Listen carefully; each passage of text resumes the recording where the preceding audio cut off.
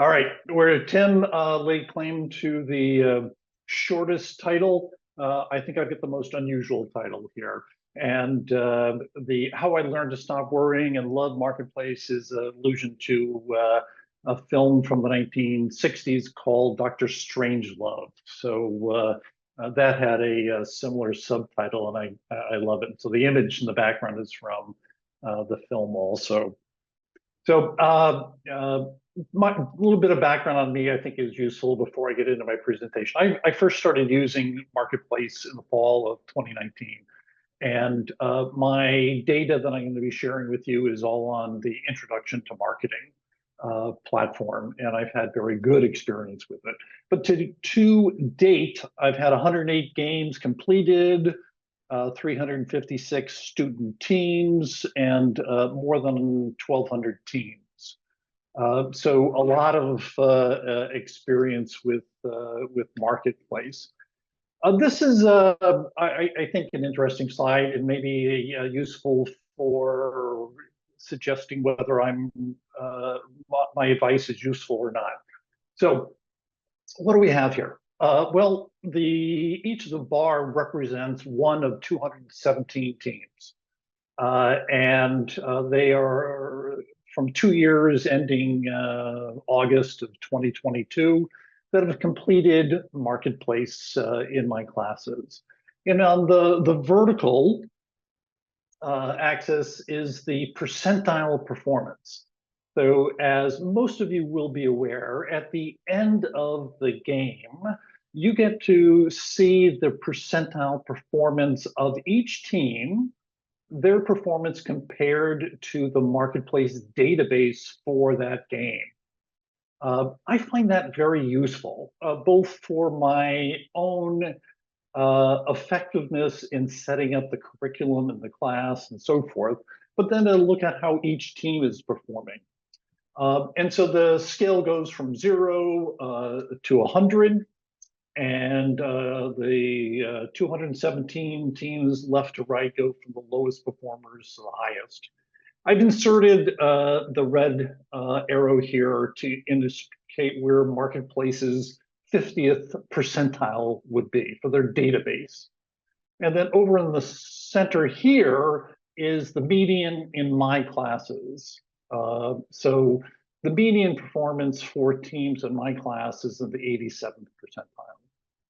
So I've had good success with it, and I'll talk with you about a couple of the things that I do that perhaps will give some instructors a little bit more confidence, especially when they're starting with Marketplace. So most people I've talked to who start a simulation, whether it's Marketplace or anywhere else, is they've got a fear that they're going to show up and start using the game, and that students are going to be coming to class and asking all sorts of questions about where to find something, how did this happen, how do I make a decision on X, right? Why aren't our ads working?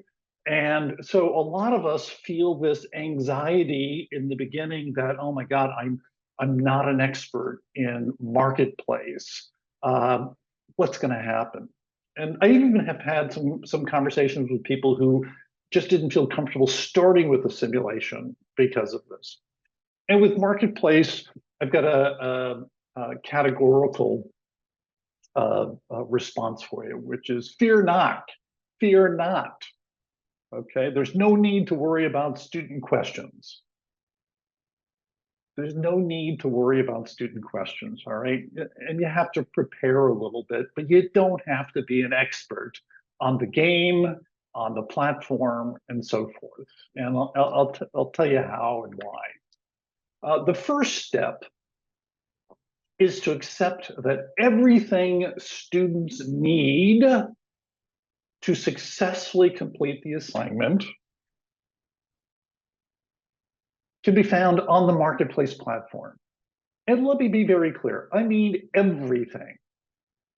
Everything. Students come in, even though I'm telling everything, they'll struggle, they come in, they'll ask me, I'll say, that is a great question. All right, the answer to that can be found on the Marketplace platform. By the way, where do you find it? Well, this is looking at it from the student's perspective. We've got this help file button there. You click on it and you got two options, help file, the email support. I clicked on the help file recently. I copied it into a Word document, and it's approaching 65 pages. It has an excellent search function. Everything they need to make decisions and concepts and so forth can be found on the platform. You don't have to answer the questions. Marketplace's email support is so good. I think every time I send them an email or I interact with them, I start with thanking them for supporting my students so well. All right, they won't tell students or help students make a decision. They'll point them in the direction of where can you find information to analyze this problem and then make a decision. They really are outstanding. Step two, assign an overview document for students to read to be prepared and be prepared to discuss in class. And it needs to be completed before the game starts. Marketplace provides some materials for you you can use. The materials that I use, I believe Gary's going to put it in, somewhere where you guys can have access to it. And this is what the assignment looks like on Canvas for us. So I have them download this document. It's available to you. And then they have to come prepared to class to talk about it. All right. What did you find most surprising about the marketplace reading? What caused you the most anxiety? All right. What's the most urgent question that you have? And I start the class by opening it up generally. And then, of course, you know, sometimes it's quiet.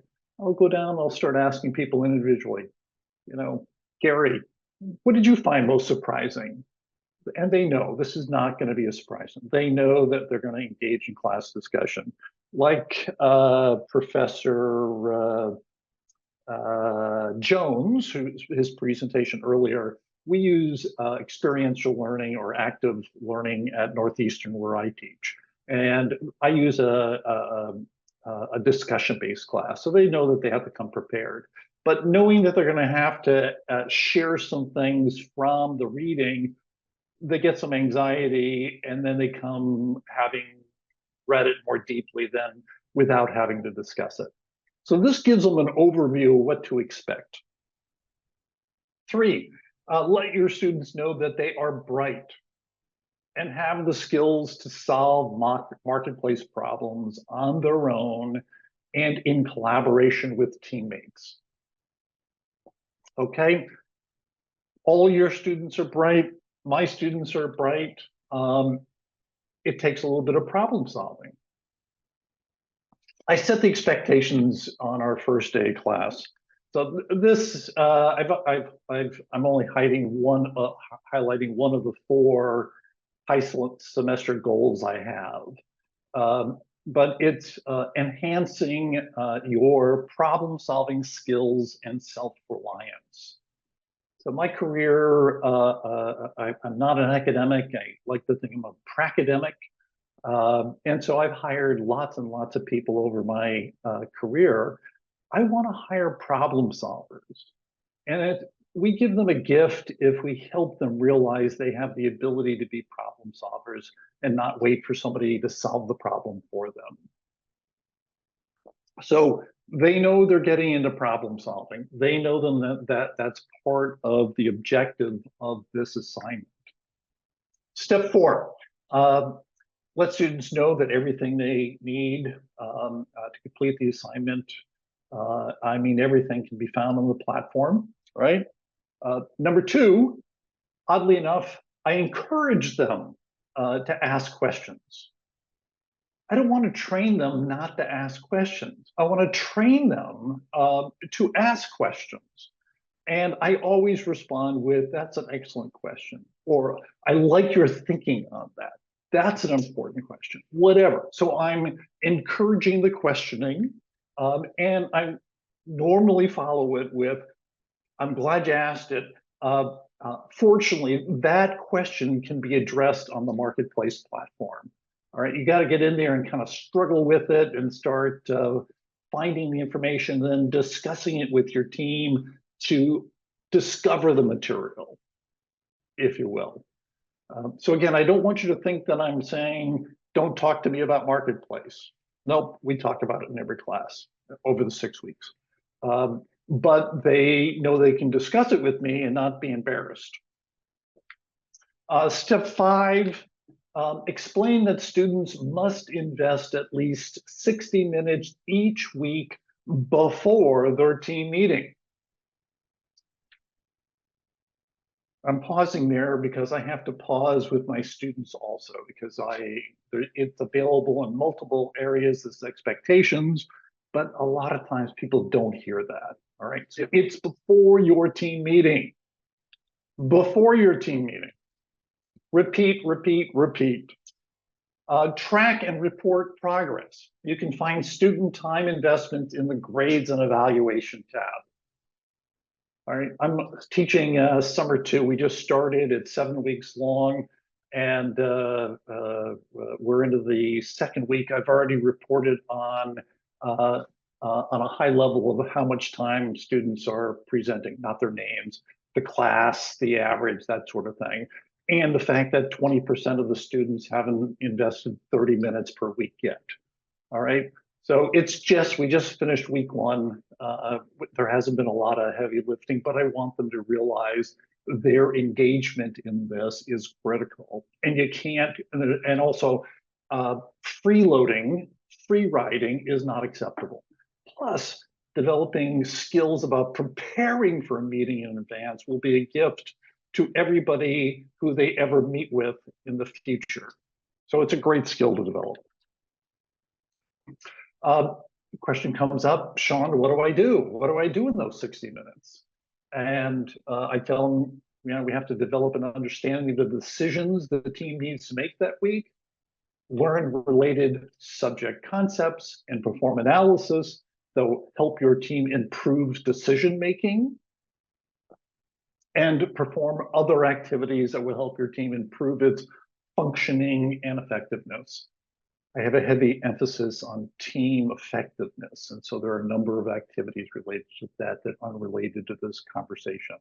But there's lots of activities that they are spending time on, and they discover what those are as the game goes on.